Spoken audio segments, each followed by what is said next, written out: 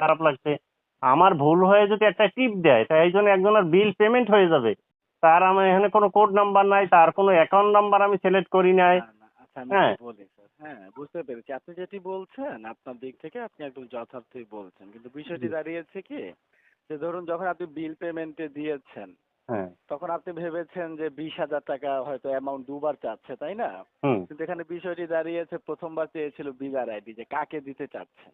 ও আচ্ছা। তখন যে 20,000 অ্যামাউন্টটি লিখেছেন না, জি জি। ধরুন 20,000 অ্যামাউন্টেই একটি বিলার আছে। হ্যাঁ, আচ্ছা। যাকে দিচ্ছেন ধরুন 20,000 কোডের, ঠিক আছে, হতে পারে হুম, না, যেমন আপনি ফোন করবেন জি 0179 এই জি নম্বরে, জি জি। ভুলবশত 0178-এ কল দিয়েছেন। এখন হয়তো 0179-এ আপনি ফোন করবেন যার কাছে, ফোনটি তার কাছে না গিয়ে 0179-এ কল দিয়েছেন, তার কাছে কল চলে গিয়েছে, বুঝতে পেরেছেন? জি। তো বিষয়টি এই ধরনের ঘটেছে যে আপনি দিয়েছেন 20,000 টাকা অ্যামাউন্টে, হ্যাঁ। কিন্তু দুর্ভাগ্যবশত এই 2,000 হয়ে গিয়েছে যে এই বিলার আইডি। তো এই বিলার আইডিতে পেমেন্ট হয়ে গিয়েছে, যেহেতু আপনি বলছেন যে আপনার তো এই ধরনের কোনো লাইন নেই বা হুম, এই ধরনের বিলারের সাথে কোনো সম্পর্ক নেই। তো এটি হুম, যদি সুযোগ থাকে, হ্যাঁ, আমরা হুম। চেষ্টা করবো এই টাকাটি ফিরিয়ে আনার জন্য, ঠিক জি আছে? অবশ্যই। বস এটা তাই আসলে আপনার কিসের কাছে পেমেন্টটা হয়েছে, এটা কিসের?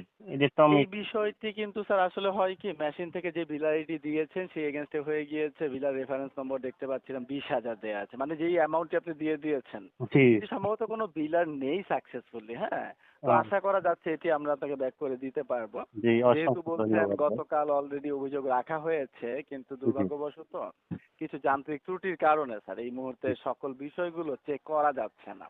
ও তাই আচ্ছা। আমি আপনাকে স্বয়ংক্রিয়ভাবে জানাতে পারছি না, এই কারণে অনুরোধ জানাচ্ছিলাম আপনি একটু অনুগ্রহ করে যদি জি আমাদের কাছে, হ্যাঁ, পরবর্তীতে আবার কল করতেন তাহলে আমরা চেক করতে পারবো, অথবা আমি আমার এন্ড থেকে একটি অভিযোগ রেখে দেওয়ার চেষ্টা করছি।